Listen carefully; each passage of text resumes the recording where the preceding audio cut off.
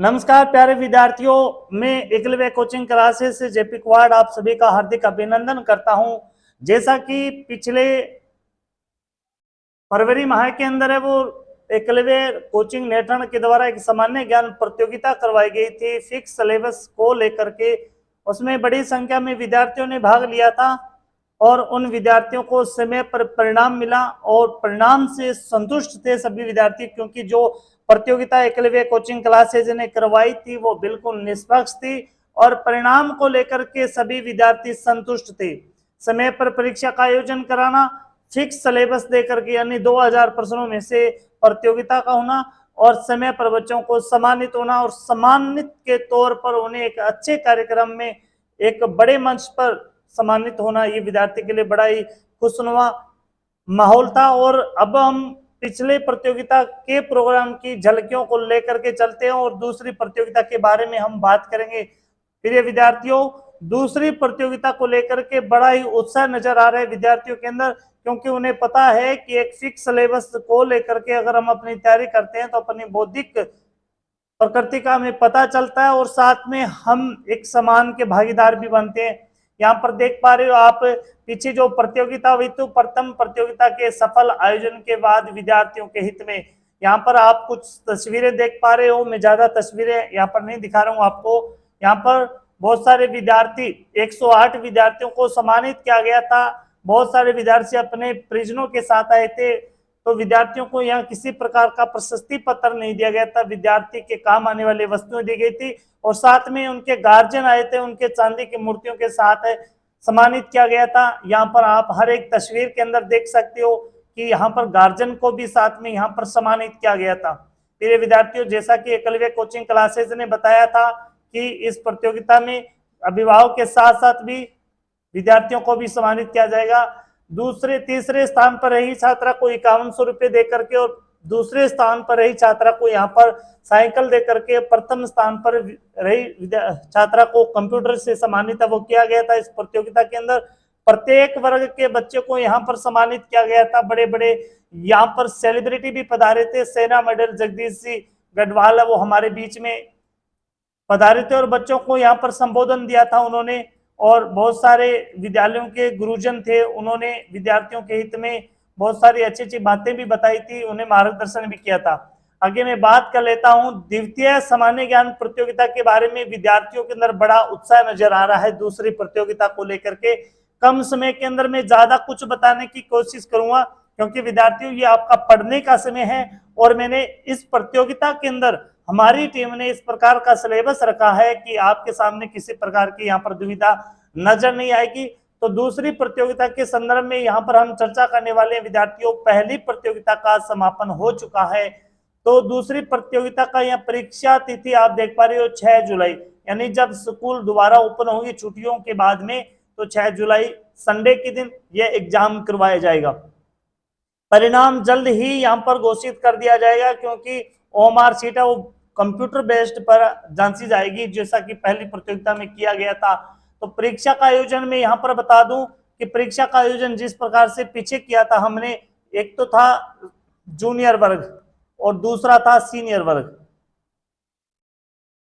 यहाँ पर जूनियर और सीनियर दोनों ही वर्ग है वो लिए गए थे, लेकिन अब की बार में आपको बता दूं बड़ा बदलाव हुआ है। जूनियर के अंदर हमने जैसे दूसरी प्रतियोगिता का इख्तियार दिया था 8वीं कक्षा से, लेकिन अब इसमें बदलाव हुआ है। कक्षा 6 से लेकर के 12 तक के विद्यार्थी इसमें भाग ले सकते हैं जूनियर में। सीनियर में जो विद्यार्थी 12वीं पास कर चुका है, 12वीं पास कर चुका है वह विद्यार्थी इस प्रतियोगिता के अंदर, चाहे वो कंपटीशन की तैयारी कर रहा है या कॉलेज का विद्यार्थी है या किसी काम के अंदर लगा हुआ है, तो वह विद्यार्थी सीनियर में भाग ले सकता है।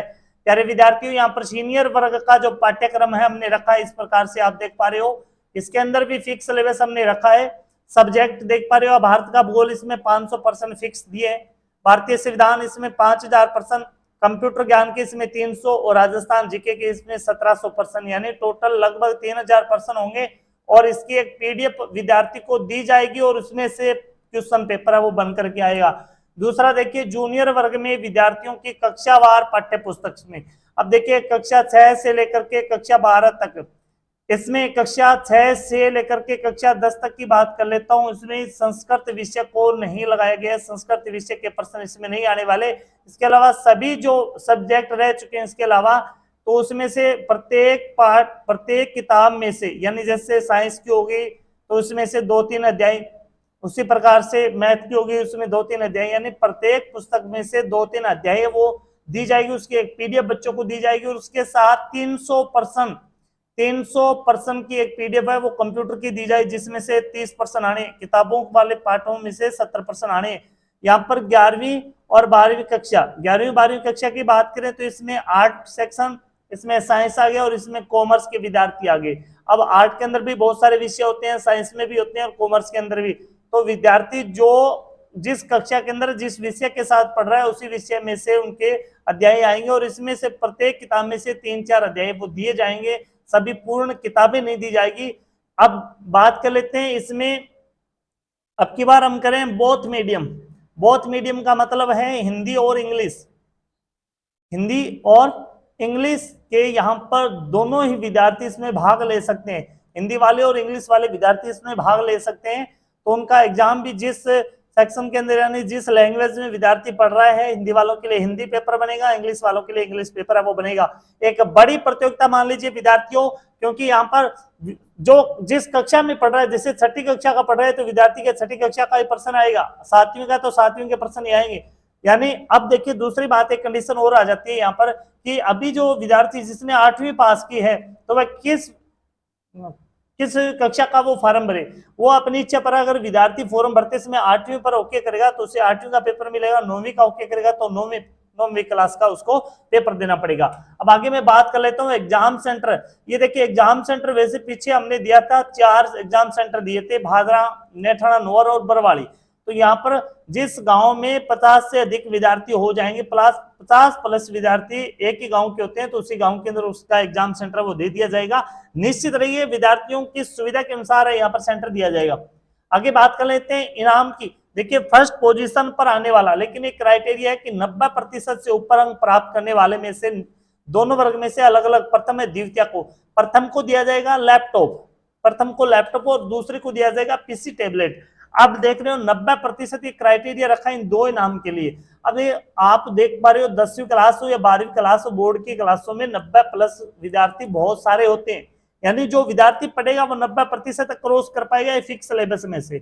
आपको 10वीं और 12वीं के एग्जाम देते हो तो उसमें संपूर्ण पाठ आते हैं, लेकिन यहाँ पर तो फिक्स पाठ दिए गए हैं, यानी प्रत्येक क्लास, प्रत्येक विषय में से 2-3 पाठ दिए गए, तो इसमें से आप आसानी से पास कर सकते हो अगर आप मेहनत करोगे तो। इसके अलावा देख पा रहे हो आप इन 2 इनाम के अलावा किसी भी कंडीशन में कोई विद्यार्थी फर्स्ट भी आता है, यानी फर्स्ट और सेकंड इनाम के अलावा यहाँ पर टॉप 7 को इनाम दिया जाएगा। वॉशिंग मशीन हो गया फर्स्ट, सेकंड सिलाई मशीन, थर्ड फराटा, फोर्थ सीलिंग फैन, 5 मिक्सर और 6ठे पे मधानी और 7 में प्रेस। यानी ये इनाम है, ये पारिवारिक जीवन से जुड़े हुए घरेलू चीजें हैं, ये विद्यार्थी को दी जाएगी। तो फर्स्ट और सेकंड पे लैपटॉप और पीसी टैबलेट है और बाकी 7 पोजीशन पर ये अपना सिस्टम आता है। तो विद्यार्थियों आप अपनी तैयारी शुरू कर दो फॉर्म भराते ही। अब मैं एग्जाम की बात में कर लेता हूं। एग्जाम है वो अपना 6 जुलाई को होने वाला है, लेकिन यहाँ पर देख पा रहे हो आप, एक तो सीनियर वर्ग होगा और दूसरा जूनियर वर्ग होगा। तो यहाँ पर समय है वो हम अलग अलग रखेंगे, यानी जो इसके अंदर 100% है, 100 क्वेश्चन है वो दिए जाएंगे। 100 क्वेश्चन के लिए 120 मिनट यानी 2 घंटे का समय है वो दिया जाएगा। ऑब्जेक्टिव टाइप प्रश्न होंगे इसके अंदर, ऑब्जेक्टिव टाइप, और कोई प्रकार की नेगेटिव मार्किंग इसके अंदर नहीं रखी गई। हम नेगेटिव मार्किंग नहीं होगी, 100 के 100% करोगे, कोई दिक्कत नहीं होगी। 120 मिनट इसके अंदर यानी 2 घंटे वो दिए जाएंगे। तो सीनियर का और जूनियर का इनका समय है वो अलग अलग होगा, जो आपको प्रवेश पत्र पर जरूर मिलेगा कौन से समय में किस सेक्शन का एग्जाम है, तो इस आधार पर आपको वो एग्जाम देना होगा। आगे मैं बात कर लेता हूँ फॉर्म भरने के लिए विद्यार्थी वो ये व्हाट्सएप नंबर है, नोट कर लीजिएगा आप। इस नंबर पे अपना आधार कार्ड भेज देना, आधार कार्ड के साथ एक फोटो, और यहाँ आप लिंक के माध्यम से, अब लिंक के माध्यम से बहुत सारे विद्यार्थी इस बात से डरते हैं कि कोई लिंक वगैरह वगैरह ना हो, उससे अच्छा है कि आप व्हाट्सएप पे ये डॉक्यूमेंट भेज देना और अपनी फीस है वो इसी नंबर पे ऑनलाइन है वो जमा करा सकते हो। तो ज्यादा से ज्यादा इस वीडियो को आप अपने सहपाठियों के साथ, अपने साथ वाले विद्यार्थियों के साथ शेयर कीजिएगा उन्हें बताइएगा इस चीज के अंदर कि ये कंपटीशन है, ये दूसरी प्रतियोगिता है। प्रथम प्रतियोगिता में जो बताया गया, जो इनाम रखा गया था वो सभी को दिया गया था। किसी विद्यार्थी को, यदि कोई विद्यार्थी इस प्रोग्राम में नहीं पहुंच पाए तो वहां तक हम इनाम पहुंचाने की हम कोशिश कर रहे हैं। और दूसरी जो प्रतियोगिता है वो एक बड़े लेवल की प्रतियोगिता होने जा रही है। विद्यार्थियों के अंदर बड़ा उत्साह है, कहीं आप इस प्रतियोगिता से वंचित न रह जाओ।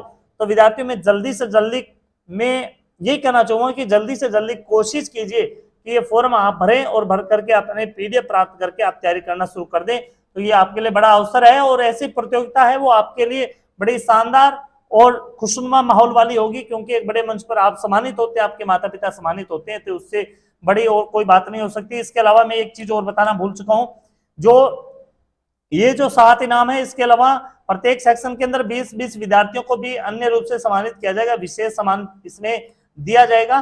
तो यहाँ पर देख पा रहे हो आप, प्रत्येक वर्ग के अंदर 2 तो ऊपर के टॉप वाले होंगे, फिर 7 होंगे, फिर 20 इनाम होंगे।